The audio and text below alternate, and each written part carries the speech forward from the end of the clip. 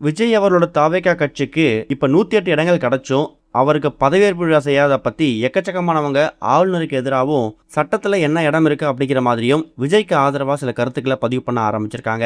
இதுல விஜய் அவர்களுக்கு அவங்க ஃபேமிலி கிட்ட இருந்து முழு சப்போர்ட் கிடைச்சிருக்குதான். குறிப்பா விஜயோட அப்பா அப்புறம் அம்மா இவங்க 2 பேருமே சட்ட வல்லுநர்களை வைத்து அடுத்ததா மூவ் பண்ணலாம் அப்படிங்கிற ஐடியாவையும் விஜய் அவர்களுக்கு கொடுத்துருக்கிறதாகவும் தகவல் கிடைச்சிருக்குது. நடந்து முடிஞ்ச சட்டப்பேரவை தேர்தலில் டிவிகே கட்சிக்கு 108 இடங்கள் கிடைச்சிருக்கு. இப்ப டிஎம்கேல கூட்டணியில் இருந்த 5 காங்கிரஸ் எம்எல்ஏக்கள் இப்ப டிவிகேக்கு ஆதரவு கொடுத்ததால 108 அப்படிங்கிறது 113 மாறி இருக்கு.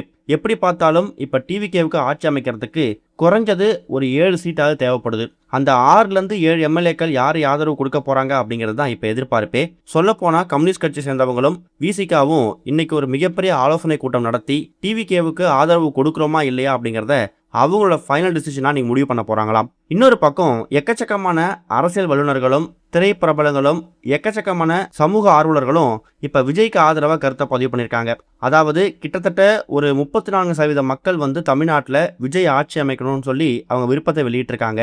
இது மக்களோட விருப்பம். அதனால சட்டசபைக்கு போனதுக்கு அப்புறம் விஜய் பெரும்பான்மை நிரூபிக்கிறதுக்கு அலோவ் பண்ணுங்க, அதுக்கு முன்னாடி விஜய்க்கு பதவியேற்பு விழா செய்யணும் அப்படிங்கிற மாதிரி அவங்க கருத்துக்களை பதிவு பண்ணிட்டு இருக்காங்க.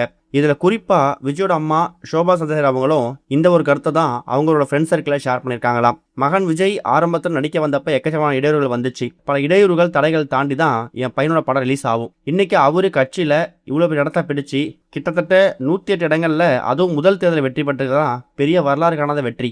இந்த ஒரு வெற்றியை ரொம்ப சர்வ சாதாரணமா இட போடுறாங்க. இன்னும் ஒரு 6-7 எம்எல்ஏக்கெல்லாம் தேவைப்படுது. பெரும்பான்மையை நிரூபிக்க முடியும்னு ஆளுநருக்கு நம்பிக்கை இருந்தா கண்டிப்பா பதவி பிரமாணம் செய்து வைக்கலாம். அதை ஏன் பண்ண மாட்டாங்க?